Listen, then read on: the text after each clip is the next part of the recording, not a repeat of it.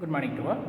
So in this videos we have to see the epicyclic gear train. In last videos we have to see the simple gear train. So this is a epicyclic gear train. So the epicyclic gear train is mainly used in electrical fields and also dynamics fields. So mainly the epicyclic gear train is mainly used in dynamic fields. So this is a simple method. So I have rotating clockwise direction means the one gear is fixed, but the second gear is the rotated in above the first gear. So this is the first gear and also this is the second gear. So I have to see the this is the above directions. Okay. So this is one of the electrical applications.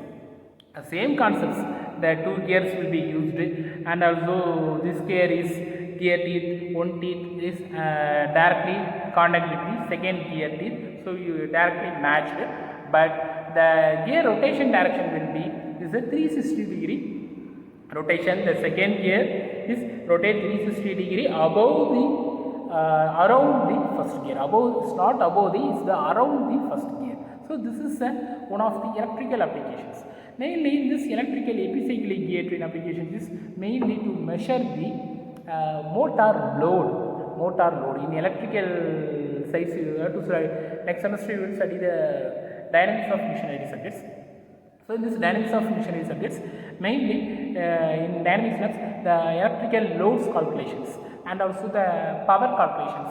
So the lot of calculation process is included in our areas. So the epicyclic gear trains and also compound gear trains. So these concepts will be majorly useful for the to calculate the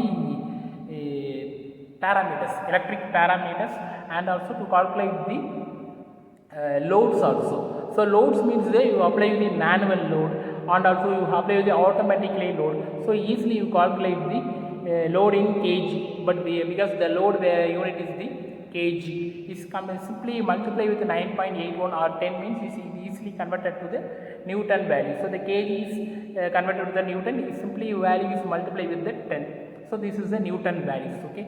So this calculation is also very important, and also the electrical parameters, the 5 blinks, number of time will be taken. So these are the parameters will be easily measured in our lab areas. Okay. So these applications is mainly used in also dynamics calculations.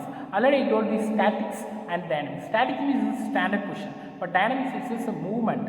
So easily you calculate the forces and also movement directions, movement velocities, force and velocities. What is force? Force is this action. That is that value unit is the Newton, but the velocity is the moving. Linear velocity means is a meter per second. Is angular velocity means radian per second. So these are the what is angular velocity means. This is the one of the angular velocities, and also linear velocities means the gear train will be simply move the clockwise, right direction and left direction. So this is a simple linear movements. So the linear movements and also the angular movements, two categories. So that is the linear velocity and also angular velocity. Acceleration means the linear acceleration and also angular accelerations.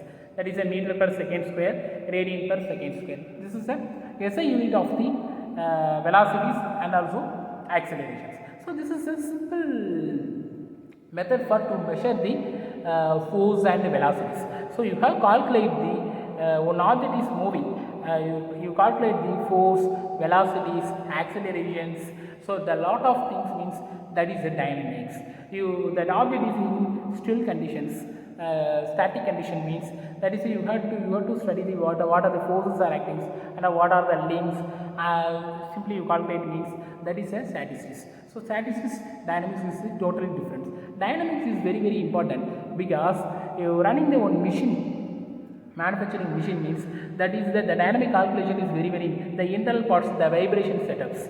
The vibration setup, how to set the vibration setup? Vibration setup mainly used for the to observe the vibration from the machines to protect the human being. That's why easily you work out with the human being with the in front of machine. Otherwise it cannot possible. Okay, so that is very very important in our dynamics core areas. So the gear train main application is lot of application system. So that system is called as the damping systems. The damping system is all machines in between areas. The damping systems will be provided.